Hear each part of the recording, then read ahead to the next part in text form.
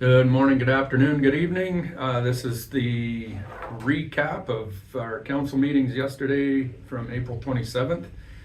First meeting, obviously, is always the committee of the whole meeting at 1 o'clock. So I'll go through that. I'll do that one pretty quick because there's a couple of items that were talked about in committee of the whole, but also talked about again in regular, so I'll pay attention to them when I get to the regular piece for this.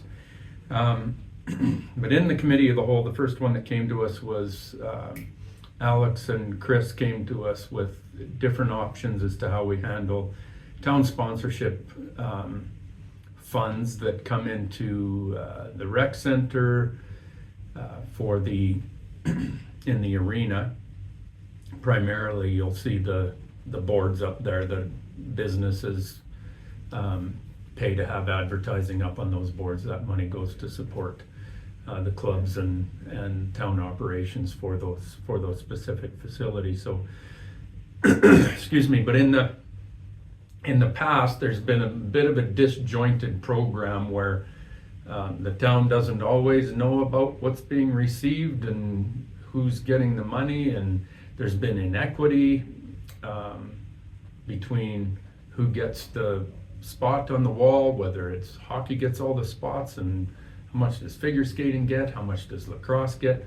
There's been a bit of a mismatch there as to how this whole program's being managed. So this is what these guys are cleaning up, and so they've given us 3 different options. This is going to be coming back to us again. We gave them our feedback on it, and we definitely want the town and our staff to be managing the funds, because then it's one stop as to where people go to get that advertising done if they wish. And then there's where the discussion is now is, okay, once those funds are received, how does it get divvied up between the different organizations that use the rec center or use the large ice surface or use the field house, wherever that advertising is going to be. And it's not just the rec center that we're considering. We're also considering the ball diamonds, soccer pitches, tennis courts, the tennis and pickleball outdoor stuff, any of the outdoor facilities that might have potential for some advertising on it as well.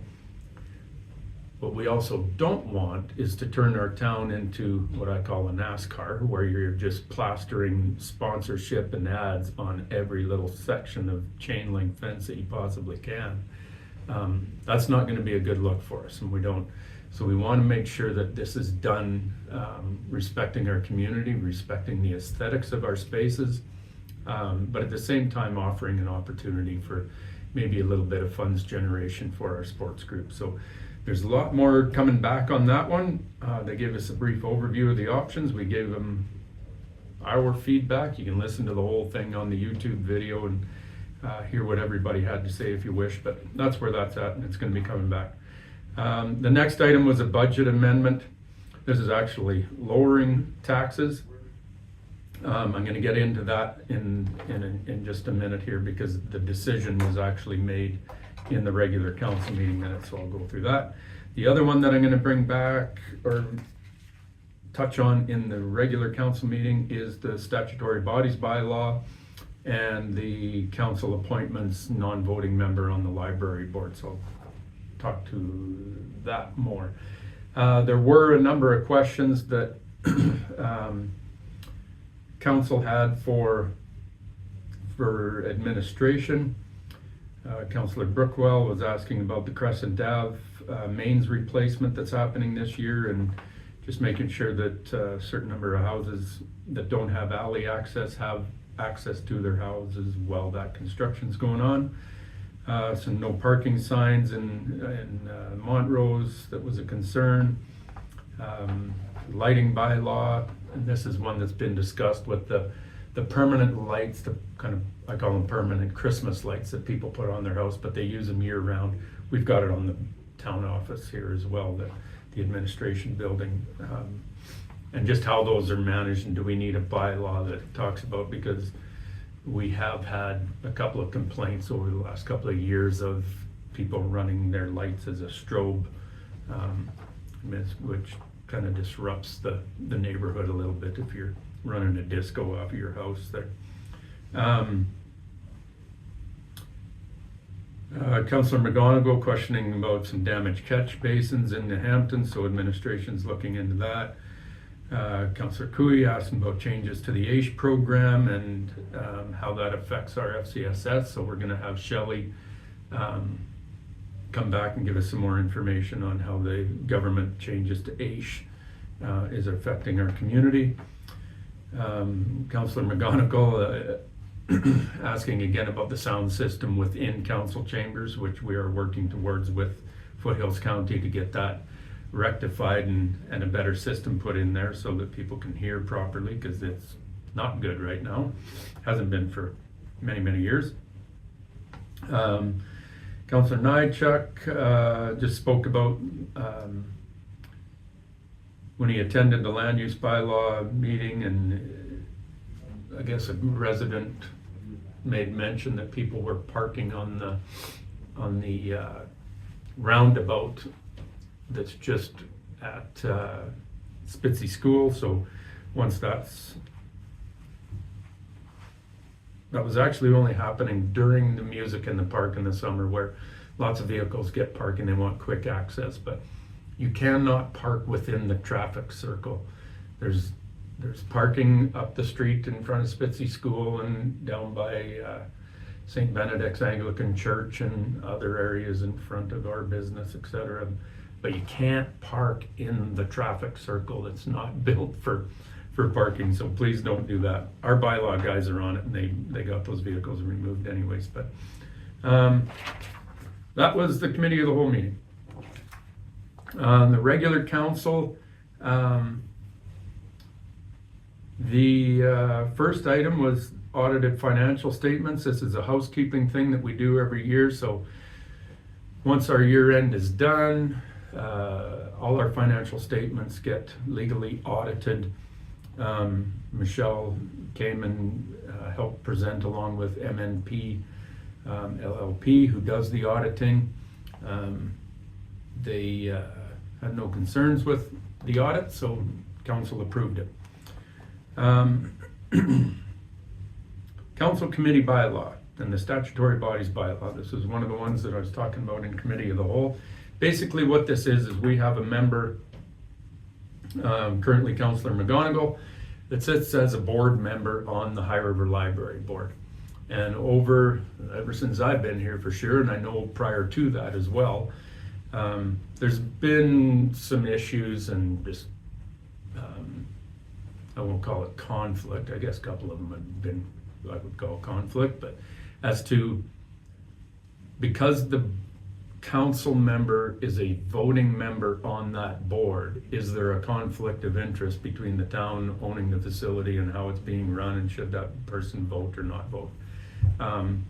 So our staff worked with the library board and looked at the historical pieces to it. So what we have done is we have removed us having a board member with the library, and so we do not have a voting member on that library board. We now just have Councillor McGonigal has just been moved into a liaison position, so she can attend all the meetings, she can provide feedback on what we're doing and take feedback from what the library needs from us and bring that back to council, but she just can't vote on anything that the library board is doing, which is completely just fine with us and keeps things clean and makes it a little bit easier. So the next one, the recreation rate bylaw, Alex brought this, and this is just another thing that we do every year, and the primary changes were agreements made with the tennis groups and the pickleball groups in their rate increases and the hours that they use. You can, again, there's a lot there, you can watch the whole thing, but that's the basics of it, that those agreements were made. So we did approve the recreation rate bylaw. And then we got into, there was an operating budget amendment, so to the 2026 operating budget. And where this comes from is when we do the budget, we don't know exactly what the actual property tax assessment is going to look like. Once the property tax assessment came back in. The assessment, the overall assessment in the town was lowered by about $175,000, $155,000, which brings our tax levy down. So the amount that you pay extra every month is actually reduced from $30 a month. This is an average. This isn't specific to every single property. This is an average throughout town. But the average went from $30 a month increase to $28 a month. So there's a little drop there. There was one other thing that we tied into there, was a discrepancy when we did the budget, that our events budget, these are the events that we put on, that this town specifically puts on. So Canada Day in the park, Canada Day fireworks, New Year's fireworks, the ice sculptures downtown. I'm going to miss a bunch, but those kinds of things that the town specifically, and it's a $100,000 budget, has been for years. There was a miscommunication. It was only put into the budget at an $80,000 number. So we needed to get that $20,000 back into that budget in order to make sure that that department can still carry on with those events that we all love throughout the year. So Councillor McGonigal had questions on, what is that money being used for? Of course, she's this is her first year on council. She doesn't have the history that lots of us do as to what the money's being used for. So we requested back to staff that the next meeting they will come back with a detailed outline of what the $100,000 is being spent on and what events are being done by it. Fair question. The next one is the residential curbside garbage collection. So if you've been paying attention to this, because we've had our garbage trucks are nearing their end of life, I guess, straight out of a funeral director's mouth. They're ending their end of life on those trucks, so we had a choice. Plus we had 2 drivers that were retiring, so we had the choice of do we continue to do it in-house or do we contract it out? So we said, well, let's look at it, contracting it out, and we can compare that. So we went through that process, and the bids that came back were not that favorable. Some were a little higher, some were a little lower. The biggest concern that some of us have is the level of service that we are providing to our community in doing this. We do a very, very good job, and our operations department does a very good job of collecting our garbage. And so when we saw the information coming back, staff came back and said, don't think it's that great of an idea just to contract it out, because it might save us some capital costs. In the long run, it doesn't usually result in that when you contract things out. So we're going to bring that back in-house. We're reassessing these trucks, and staff will be coming back next year with a budget amount of purchasing new garbage trucks. But we want to make sure that this service is provided properly in this town, and the service level meets what our community demands out of that, because you pay for it. So that's going to come back in-house. Renewal and transfer the dining car. So the dining car downtown that Danielle and Dave used to own, they have sold it. There's new owners in there, so we have to transfer the lease to them. As well, there was an increase to the lease of the land that the rail car sits on. We don't own the rail car, we own the land. So that was approved, we got that done. And then the strategic priorities chart, we went through that, and from our last strategic planning session the council did, so this gets updated. So the 5 top strategic priorities that we are working on right now is, of course, the land use bylaw review, specifically in the traditional neighborhood districts. Number 2 is the Northeast ASP, so that's the lands off 112th and the old Air Base lands, that quarter section, half section that's in there. All of that land is encompassed into this northeast ASP. The northwest roads and the options of repairs or rebuilds to them, which means the northwest roads. Did I say northeast again? Northwest? I did northwest. Michelle's giving me thumbs up or thumbs down. But the northwest road, so Cole Trail and 64th, I think it is. The condition of those roads and what we're going to do to improve those. Number 4 is always our doctor retention, to make sure that we have providing the healthcare services and making sure we can do whatever we possibly can to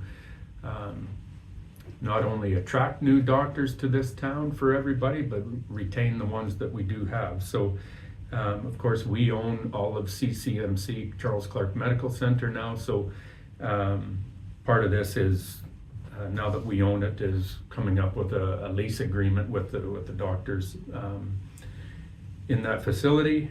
So that's number 4.